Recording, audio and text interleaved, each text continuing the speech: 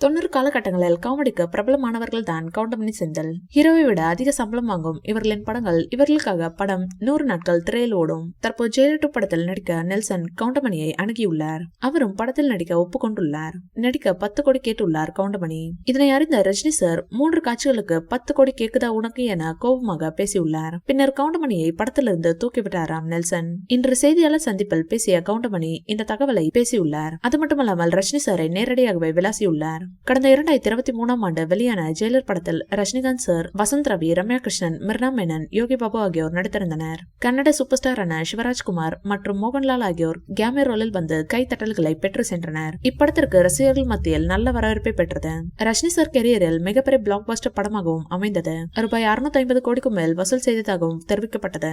இதன் வெற்றியை தொடர்ந்து நெல்சன் ரஜினி சார் காம்போவில் மீண்டும் உருவாகும் ஜெயிலர் 2 படம் 1000 கோடியை தாண்டிய வசூலை பெறும் என்று நம்பிக்கையை பெற்றிருக்கிறது. அண்மையில் ஜெயிலர் 2 படப்பிடிப்பிற்காக கேரளா சென்றிருந்த ரஜினிகாந்திற்கு அம்மாநில சினிமா ரசிகர்கள் உற்சாக வரவேற்பு அளித்தனர். அப்போது ரஜினிகாந்த் சார் ரசிகர்களை சந்தித்து புகைப்படமும் எடுத்துக்கொண்டார். பின்னர் சென்னை திரும்பிய அவர் ஜெயிலர் 2 படத்தின் முக்கியமான அப்டேட்களை செய்தியாளர்களிடம் தெரிவித்தார். படப்பிடிப்பு கேரளாவில் முடிந்துவிட்டதாகவும் அடுத்து ஹைதராபாத் செல்ல இருப்பதாகவும் தெரிவித்திருந்தார். விறுவிறுப்பாக நடந்து வரும் ஜெயிலர் 2 படத்தின் படப்பிடிப்பு தீபாவளிக்குள் முடிந்து அடுத்த ஆண்டு தொடக்கத்தில் வெளியிட படக்குழு திட்டமிட்டிருப்பதாக தெரிகிறது. இந்த வீடியோ பிடிச்சிருந்தா லைக் பண்ணுங்க, ஷேர் பண்ணுங்க.